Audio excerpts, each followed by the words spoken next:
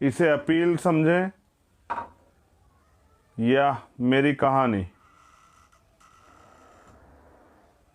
बस मैं फ़ोन को ठीक करूं, फिर आप लोगों से बात करता हूं।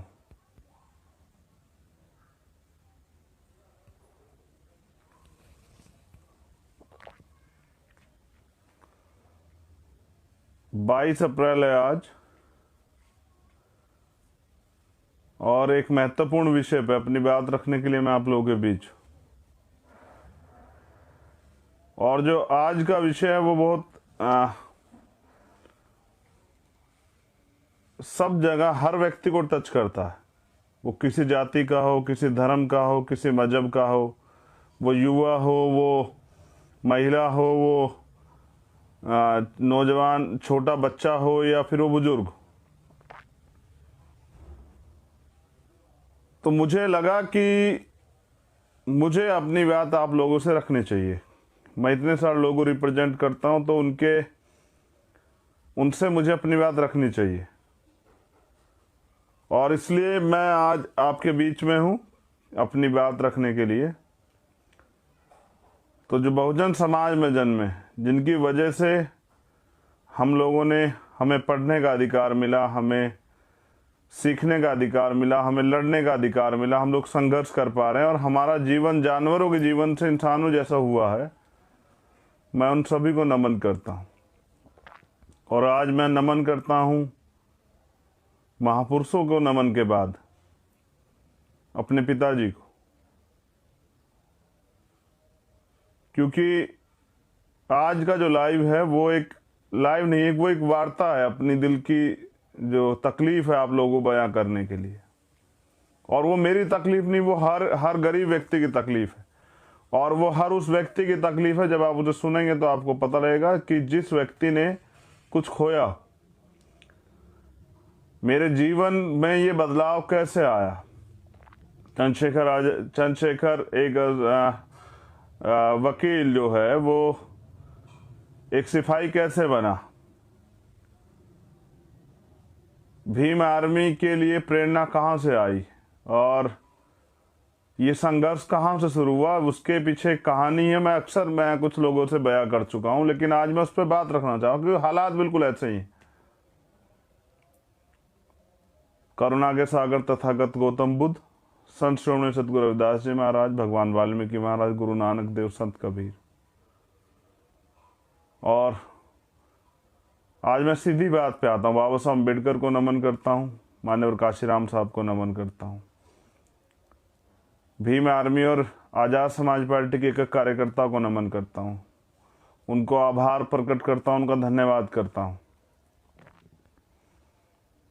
क्योंकि हमारे महापुरुष थे तो हम हैं। और मुझको पहचान देने वाले लाखों करोड़ों भीम आर्मी के कार्यकर्ता पदाधिकारियों का धन्यवाद करता हूं। मैं जो कहानी बयां कर रहा हूं वो मेरे पिताजी की कहानी। जब 2012 में उनको कैंसर हुआ और मैं उनको लेकर गया दिल्ली एम्स में, वो स्वाभिमानी व्यक्ति जो किसी की एक बात बर्दाश्त नहीं करता था, लेकिन मेरे वहां जाने के बाद पहली बात तो सरकारी हॉस्पिटल, जहां उम्मीद है कि हम गरीब लोग भी इलाज करा सकते हैं, और फिर एम्स जिसका दुनिया में नाम, भारत में तो नाम है, दुनिया में भी एम्स का नाम। लेकिन जब मैं वहां गया तो यकीन मानिए कि इस महामारी जैसे हालात तो नहीं थे, लेकिन तब भी वहां पर बेड नहीं था। फर्श पे मैंने अपनी बाजुओं में अपने पिताजी को लिटाया हुआ था, और मैं तकलीफ में था, रो रहा था, और ये उम्मीद कर रहा था काश कोई नेता मेरा जानकार होता तो शायद मेरे पापा यहाँ एडमिट हो जाते, और कोशिश कर रहा था कि एडमिट हो जाए, लेकिन बड़े प्रयास के बाद भी वो एडमिट नहीं हो पाए। वो पल मेरे लिए दुखद था, अगर मेरे पापा एम्स भर्ती हो जाते तो शायद वो बच जाते, उनकी जीने की इच्छाएं थी, लेकिन मैं उनको बचा नहीं पाया। लेकिन उस दिन मैंने ये फैसला जरूर लिया था कि मैं किसी गरीब को इस इलाज की कमी कारण मरने नहीं दूंगा। मैं इस व्यवस्था को चैलेंज करूंगा, इस व्यवस्था के खिलाफ लड़ूंगा। देश में, समाज में जो बुराइयां, उनके खिलाफ खड़ा हो जाऊंगा और अपने साथियों के साथ मिलके उनको बदलने का प्रयास करूंगा। क्योंकि कोई भी परिवर्तन वो ज्ञान, उसकी पहली सीढ़ी है ज्ञान। ज्ञान से, एजुकेशन से ज्ञान, ज्ञान और ज्ञान से शक्ति, और शक्ति से होता है परिवर्तन। तो बाबा साहब अम्बेडकर ने कहा एकता में शक्ति, इसलिए संगठन बना। और ये जो भ्रष्ट राजनीति, ये आज के हालात पे बात कर रहा हूं। मैंने अपने पिताजी तो खो दिए, लेकिन मैंने चाहा है कि और गरीबों के साथ ऐसा ना हो, इसलिए हम लोग लड़ रहे हैं। और ये बात आज के माहौल में आप खुद चेक करें। जिन हॉस्पिटलों के बाहर से जो वीडियो आ रही हैं, शमशान में क्या हालात हैं, कब्रिस्तान में क्या हालात हैं, आपके घरों पे क्या हालात हैं, आपके गांव में, आपके जिलों के अस्पतालों में क्या हालात हैं, मैं उस पर भी चर्चा करूंगा। लेकिन मैंने जो कहानी आपसे बयां की, ये मेरी लाइफ का जो चेंजिंग मोमेंट था। क्योंकि मैंने अपने पिताजी से वादा किया कि मैं किसी भी कीमत पे, यहाँ कॉन्स्टिट्यूशन में सारे अधिकार होने के बाद भी जिस तरह का भेदभाव गरीबों और अमीरों के साथ है, और फिर जाति की तमाम तरह की समस्याएं, मैं इसको चैलेंज करूंगा, मैं इसको लड़ूंगा।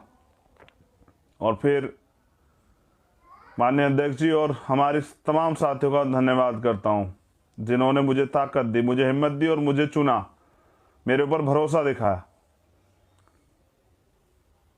तो मैं, यकीन मानिए, मैं जब मेरा भरोसा टूटा कि ये लोग नहीं कर पाएंगे, और लाखों लोगों ने जब मुझसे कहा कि आप कर सकते हैं, क्योंकि मान्यवर काशीराम साहब ने कहा कि मुर्दा लोग मिशन नहीं चलाते और जिंदा लोग रुकने नहीं देते। और उन्होंने ये भी कहा, तमन्ना अगर सच्ची हो तो रास्ते हजार होते हैं, और तमन्ना अगर झूठी तो बहाने हजार होते हैं। हमारी तमन्ना सच्ची, ये गुलामी की बेड़िया, ये गैर बराबरी की बेड़िया, ये असमानता की बेड़िया कटनी चाहिए। तो इसलिए मैंने कहा कि आज का जो मेरा लाइव है वो सिर्फ किसी एक जाति, किसी एक वर्ग, किसी एक समाज के लिए नहीं, देश के लिए। और मैं अब चुनिंदा मुद्दों पे आपकी बात रखूंगा, अपनी बात रखूंगा और आपसे, और लंबे समय तक आज आपसे बात करूंगा।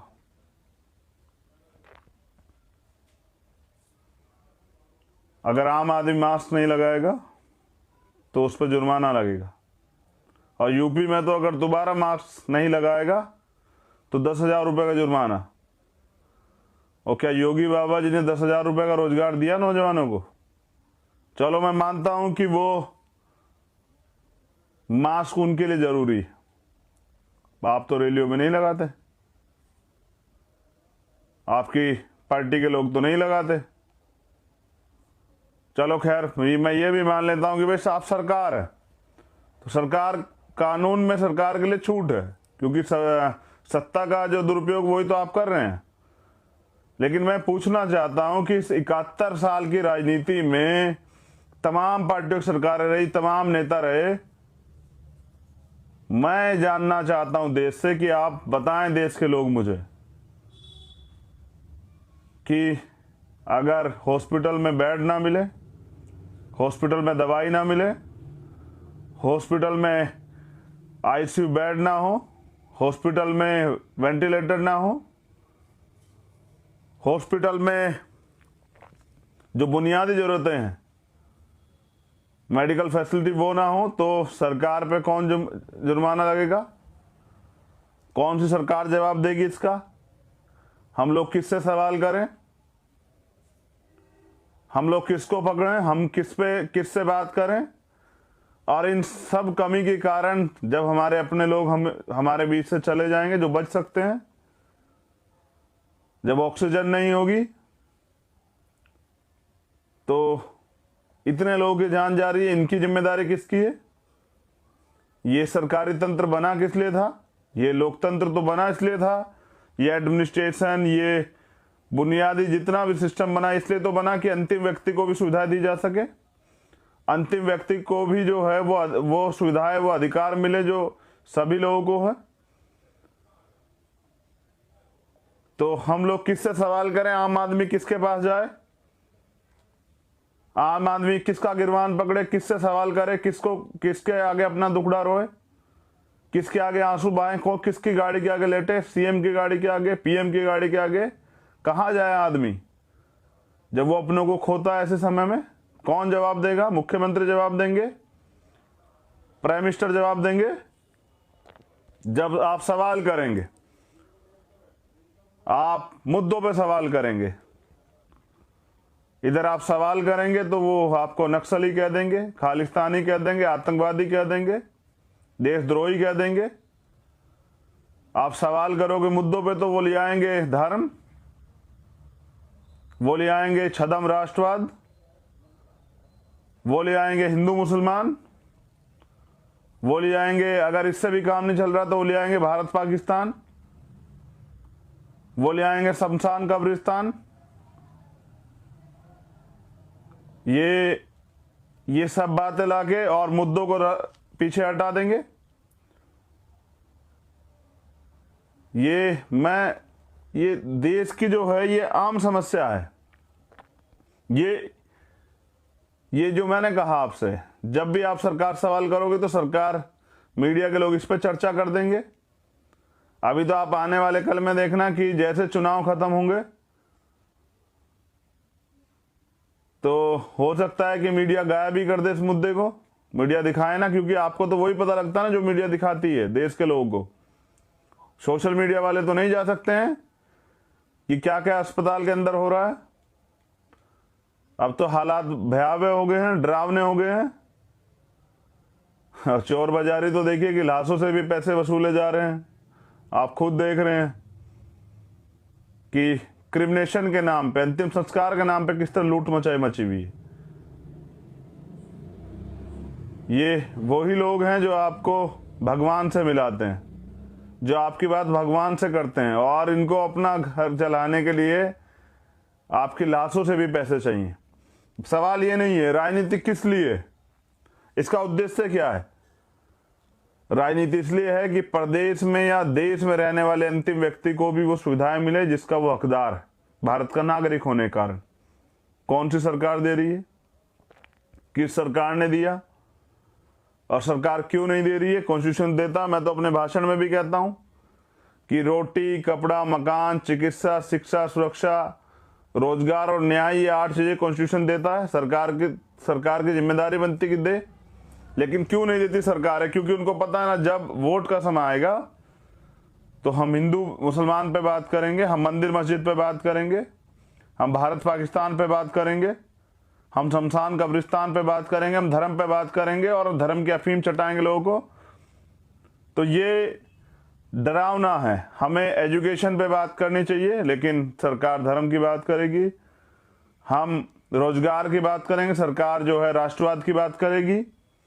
हम बेहतर इलाज की बात करेंगे, हॉस्पिटल की बात करेंगे, अस्पताल बनाने के, अस्पताल में सुविधाओं की बात करेंगे तो वो मंदिर मस्जिद पे बात करेगी। हम बात करेंगे महिलाओं की सुरक्षा पे तो वो बात करेगी भारत पाकिस्तान पे। ये मीडिया का चरित्र है, जिसको कहते हैं लोकतंत्र का चौथा स्तंभ है। हम बात करेंगे सुविधाओं पे जो अंतिम व्यक्ति को मिलनी चाहिए तो सरकार बात करेगी, सरकार कहेगी कि आप देशद्रोही हो, आप आतंकवादी हो, आप खालिस्तानी हो, आप नक्सली हो, झूठे मुकदमे लगाएगी, जेल डाल देगी।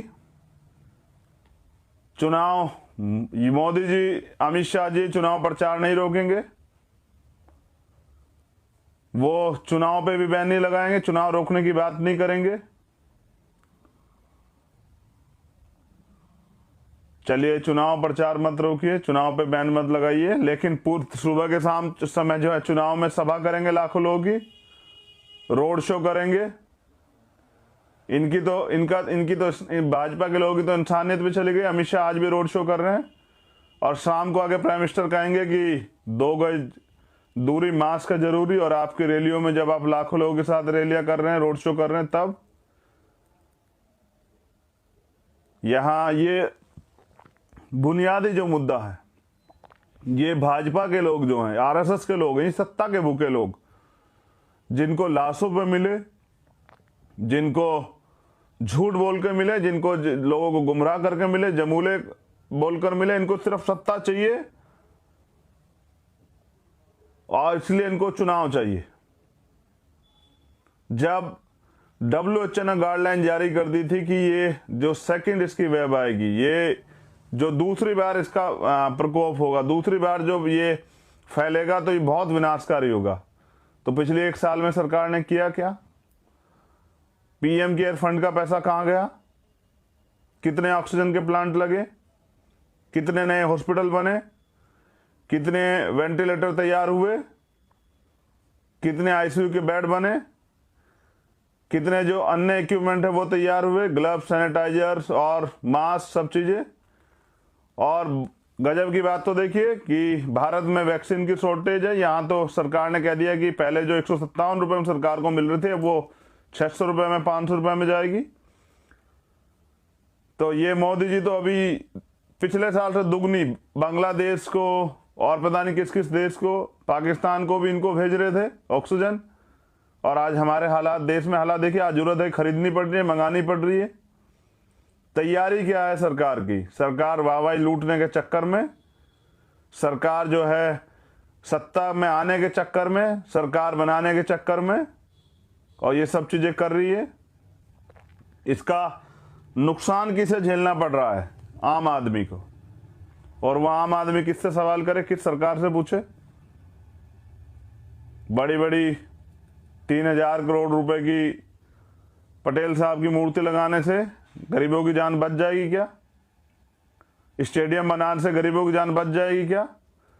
4000 करोड़ रुपए कुंभ में लगाने से गरीबों की जान बच जाएगी क्या?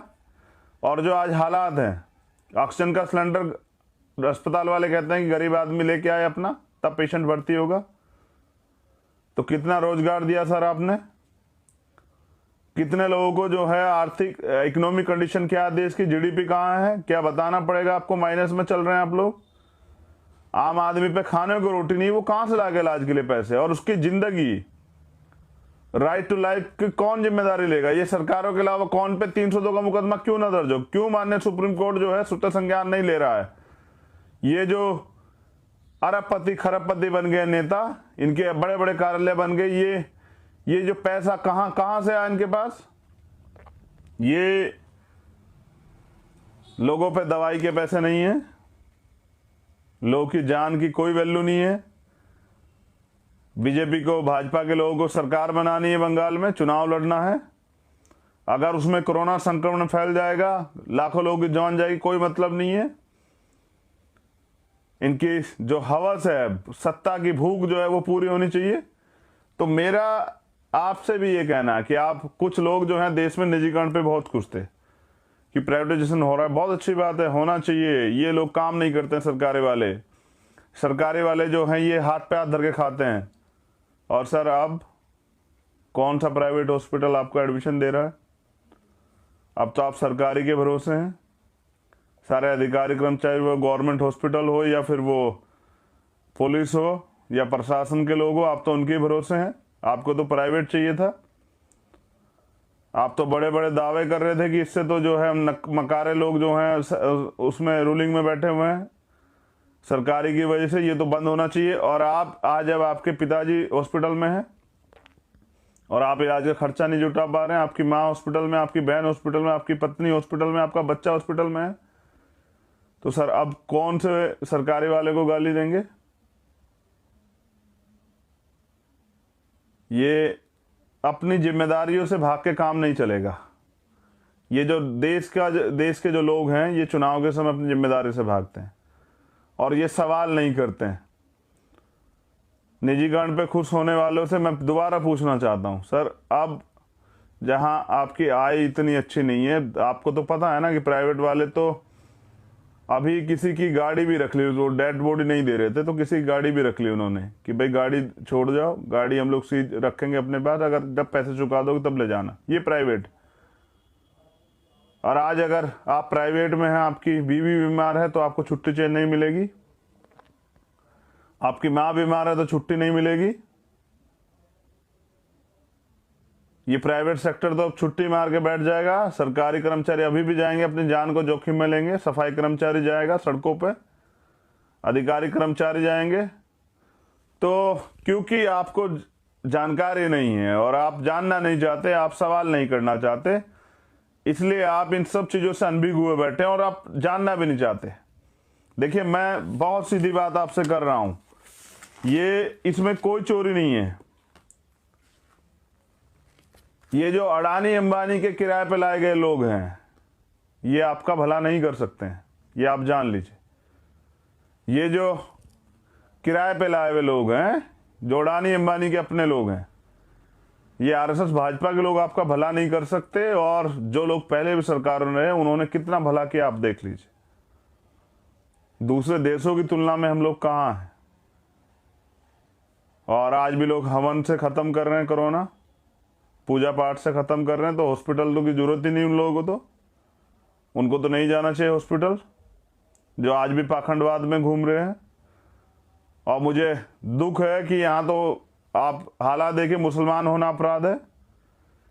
जब पिछली बार तबलीगी जमात पे बात आई थी तो कितना बवाल काटा था हम लोग, ये देश के लोगों ने पानी पी पी के गालियां दी थी मुसलमानों को। और अब कुंभ में, क्योंकि आपका वोट खतरे में पड़ जाएगा तो आप नहीं बोलेंगे। और जब कुंभ में बैठे हुए हमारे महामंडलेश्वर ये कह रहे हैं कि भाई ये तो रहेगा कोरोना, ये क्या नाम कुंभ, जब सरकार के लोगों की बात नहीं मान तो आप मुकदमा तो दर्ज नहीं करेंगे उनके ऊपर, ना ही उनसे सवाल करेंगे, ना ही पुलिस भेज के जोर जबरदस्ती करेंगे, ना ही उनको जो है जेल में डालेंगे, क्योंकि आपका हिंदू वोट खतरे में पड़ जाएगा। तो वोटों के सौदागर को मैं पूछना चाहता हूं कि भाई आप आम आदमी की जान क्यों खतरे में, क्योंकि जो वहां गया है कुंभ में और वो कुंभ से आएगा और जाएगा जनता के बीच में, तो अगर उससे संक्रमण फैलेगा तो कौन जिम्मेदार होगा, इसकी जिम्मेदारी कौन लेगा। कोई विपक्ष के लोग रैली नहीं कर सकते हैं, विपक्ष के लोग रोड शो नहीं कर सकते, विपक्ष के लोग नहीं निकल सकते, उन पर मुकदमे दर्ज हो जाएंगे। लेकिन आप तो सही पे भी सवाल नहीं कर सकते हैं। तो कुंभ से आस्था की चटनी से मुक्ति तो हो सकती है, आपकी आत्मिक मुक्ति तो हो सकती है, लेकिन क्या उसके बाद जो हो रहा है उसकी जिम्मेदारी कौन लेगा? प्रधानमंत्री या वो धार्मिक गुरु या तमाम लोग, कौन लेगा जिम्मेदारी? क्योंकि आम आदमी तो ले नहीं सकता। मैं कैसे ले सकता हूं? मेरे पास तो कलम ही नहीं है, वो कलम की ताकत। मैं सरकार में होता तो मैं होने ही नहीं देता सब चीजें। हमारी तो बुनियाद पहले, क्योंकि हम जानते हैं, हम उस वर्ग से आते हैं, गरीब वर्ग से, जहां दिक्कत है। 90% इस देश के गरीब लोगों के लिए, हम तो उनके लिए सोचते, जहां होते, जिस क्षेत्र में होते, जिस स्टेट में होते, वहां के लिए सोचते कि अगर भविष्य में ऐसा हो जाए तो फिर क्या होगा। हम तो सरकारी स्कूल में पढ़ने वाले लोग, हम तो उन पे ध्यान देते जहां से देश को मजबूती देनी है। तो ये हालात हैं, और इस हालात के कारण मैं याद दिला रहा हूं, और मैं अपने साथियों से कहना चाहता हूं कि 25 तारीख को हिसाब मांगे हरियाणा सरकार से। रमन वाल्मीकि भाई की हत्या हुई थी जेल में, 1 साल हो गया 25 तारीख को। मैं उनको भी नमन करता हूं, लेकिन इंसाफ नहीं मिला अभी तक। तो 25 तारीख को मुझे हरियाणा सरकार से जवाब मांगे कि क्या हमारे साथ अन्याय अत्याचार होगा तो क्या हमें न्याय नहीं मिलेगा? जो कॉन्स्टिट्यूशनल राइट है, हमारा लोकतांत्रिक संवैधानिक अधिकार है, राइट टू लाइफ, और न्याय भी हमारा जन्म से अधिकार है, वो नहीं मिलेगा। तो रमन भाई के परिवार के हौसले टूट गए, लेकिन मैं उनसे भी निवेदन है, हौसले नहीं तोड़ने। हम लोग जब तक न्याय नहीं मिलेगा इस लड़ाई को लड़ते रहेंगे, हम आपके साथ हैं सब लोग। तो 25 तारीख को उनके लिए न्याय की मांग भी करेंगे। लेकिन मैं नौजवानों से, जो 51% नौजवान हैं देश के, मैं उनसे अपील कर रहा हूं, वो हमारी बहनें हों, वो हमारे नौजवान साथी युवा हों, पुरुष हों, कि अगर आप इस भ्रष्टाचार की राजनीति से, आप इस दोगली झूठी धर्म की चटनी वाली राजनीति से, आप अगर देश के अच्छे नागरिक हैं, देश को आगे बढ़ाना चाहते हैं, देश को के नाम को रोशन करना चाहते हैं, तो आपको राजनीति में हिस्सेदारी तो करनी पड़ेगी, वरना अयोग्य लोग ऐसे ही शासन करेंगे और देश बर्बाद होता रहेगा। उनके एजेंडे में सब चीजें है ही नहीं। तो मैं ये भी कह देता हूं कि भाई बहुसंख्यक होने से भी परिवर्तन नहीं हो सकता। परिवर्तन होने के लिए तो आपको जागरूक होना पड़ेगा, आपको शिक्षित होना पड़ेगा, आपको जो है वो स्वाभिमानी बनना पड़ेगा, आपको जागरूक रहनी पड़ेगा और आम आदमी को भी जागरूक करना पड़ेगा। लोगों को बताना पड़ेगा कि लोकतंत्र किस लिए और सरकारें किस लिए हैं। तो मैं आपसे अपील कर रहा हूं कि एकजुट होकर सरकार के खिलाफ लड़े और उन सब सरकारों के खिलाफ लड़े जहां जहां आप ये भी देख लीजिए कि देश के कौन से प्रदेश में हालात बहुत सामान्य हैं, जहां सारी सुविधा है, यानी कि सारे लोग भ्रष्ट हैं। तो उन सब के खिलाफ आपको लड़ना होगा। और मैं युवाओं से, देश के युवाओं से आह्वान करता हूं कि एकजुट होके, क्योंकि बाबा साहब अम्बेडकर ने भी कहा था कि जब मेरे हित में और देश हित में टकराव होगा, मैं दोबारा से इस लाइन को दोहराता हूं, ये लाइन अंत की लाइन, कि जब मेरे समाज के हित में और देश हित में टकराव होगा तो मैं अपने समाज के लिए खड़ा रहूंगा, और जिस दिन देश हित में और मेरे हित में टकराव होगा तो मैं देश के लिए खड़ा रहूंगा। तो आज मैं देश के करोड़ों नौजवानों से कहना चाहता हूं कि एकजुट होके इन झूठी, दोगली और ये जो सरकार है, जो जिनके एजेंडे में ये नहीं है, उनके खिलाफ लड़ने का काम कीजिए, एकजुट रहिए। मैं आम जनता से भी अपील करूंगा, लेकिन उससे पहले मैं देश के झूठे प्रधानमंत्री से अपील करता हूं कि लाखों किसानों की जिंदगी के साथ मत खेलिए सर। आप प्रधानमंत्री, देश के प्रधानमंत्री, हम सबके प्रधानमंत्री। मैं समझता हूं कि आपको सत्ता की भूख है, लेकिन हमारे किसान मोर्चों पर डटे हुए हैं, और वहां अगर कोरोना संक्रमण फैलेगा तो बहुत सारे लोगों की जान जो है जोखिम में चली जाएगी। अपना अहंकार त्यागिए, अपनी हठधर्मिता त्यागिए और किसानों की मांग मान के उनको सहसम्मान सुरक्षित उनको वापस भेजने में मदद कराएं। कोरोना को हथियार बना के उनके साथ जुल्म ज्यादती करने का प्रयास मत कीजिए। अगर आप ऐसा करेंगे तो मैं वचन देता हूं, मैं संकल्प लेता हूं कि अगर आपने ऐसा किया तो मैं लाखों दलितों को लेके मोर्चों की तरफ निकलूंगा। अगर आपने ऐसा कदम उठाने का प्रयास किया, चाहे इसमें मेरी जान क्यों ना चली जाए, लेकिन मैं अन्याय अत्याचार के खिलाफ, जो मेरी पहचान है, मैं लड़ूंगा। और मैं आपको इजाजत नहीं दूंगा कि आप हमारे किसानों के साथ मजाक करें, आप उनको हटाने का काम करें, उनके साथ जुल्म ज्यादती करें, उनके अगर आप गोलियों से भी खेलना चाहेंगे उनके साथ, तो सीना हमारे सबसे पहले रहेंगे। मैं वचन देता हूं कि अगर आपने ऐसा करने का प्रयास किया तो मैं निकलूंगा, अपने सब लोगों से अपील करके, और पैदल निकलूंगा उन मोर्चों की तरफ, और इस लड़ाई को फिर हम लोग लड़ेंगे। अगर आपने हमारे किसान परिवारों के साथ जुल्म ज्यादती की तो ये सरकार इसे मेरी चेतावनी भी समझे। इस मामले में कोई समझौता नहीं होगा। पहले हम कई आंदोलन खो चुके हैं, लेकिन देश को बचाने के इस आंदोलन को नहीं खोने देंगे। तो अगर सरकार गोली से खेलना चाहेगी, बंदूकों से, तो सीने हमारे मजबूत है, हम आपकी गोलियों का दम देखने के लिए भी आएंगे, लेकिन इस बार नहीं। और मेरी अपील है आम आदमियों के साथ, भीम आर्मी और आजाद समाज पार्टी कार्यकर्ताओं से, बहुजन समाज के लोगों से, हर उस व्यक्ति से जो सक्षम है कि गरीब लोग परेशान हैं, वो अपने लोगों को बचाना चाहते हैं, सरकार ने सुविधाएं नहीं दी, उनकी मदद कीजिए। आप लोग निकलिए और अपनी जान की सुरक्षा करते हुए जो जरूरी चीजें हैं, जैसे मास्क, सैनिटाइजर और ग्लव्स वगैरह पहन के,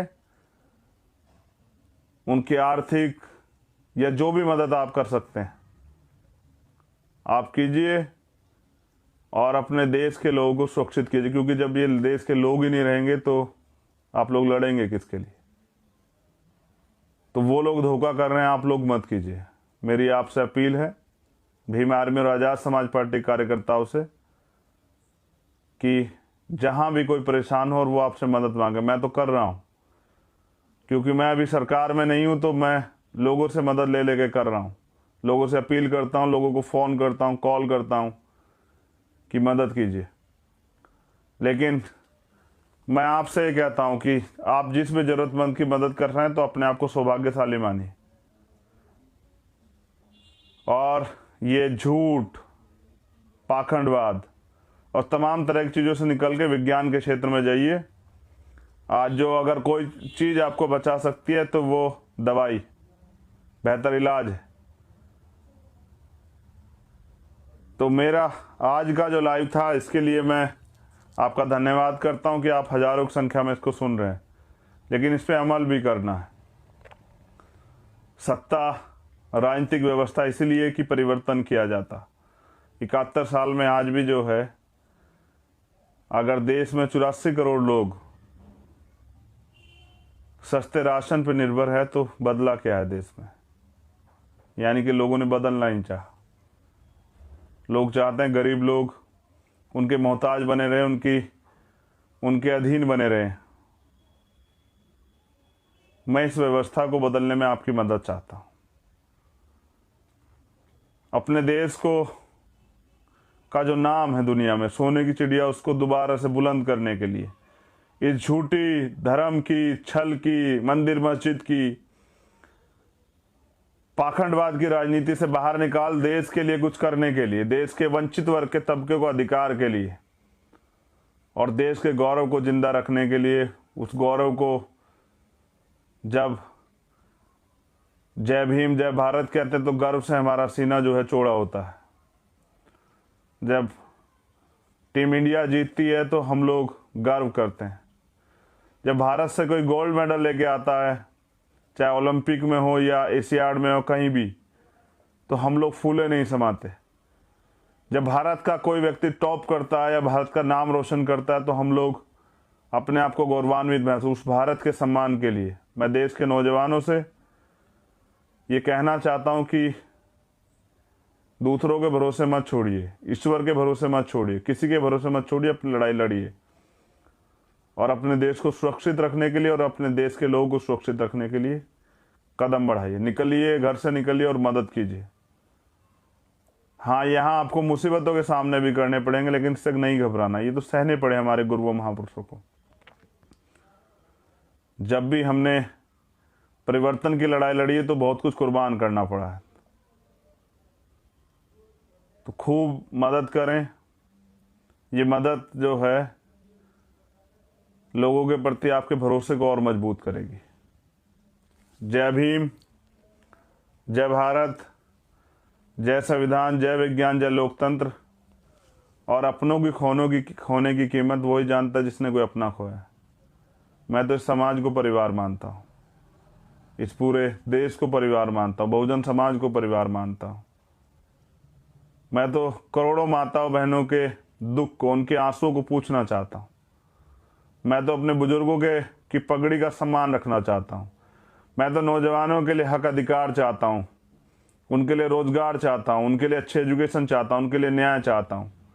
मैं तो देश में समता, समानता, बंधुत्व, भाईचारे पर आधारित समता मूलक समाज की स्थापना के लिए बाबा साहब अम्बेडकर और मान्यवर काशीराम साहब के सपने को पूरा करना चाहता हूँ। और इस लड़ाई में मैं आपका साथ भी चाहता हूँ।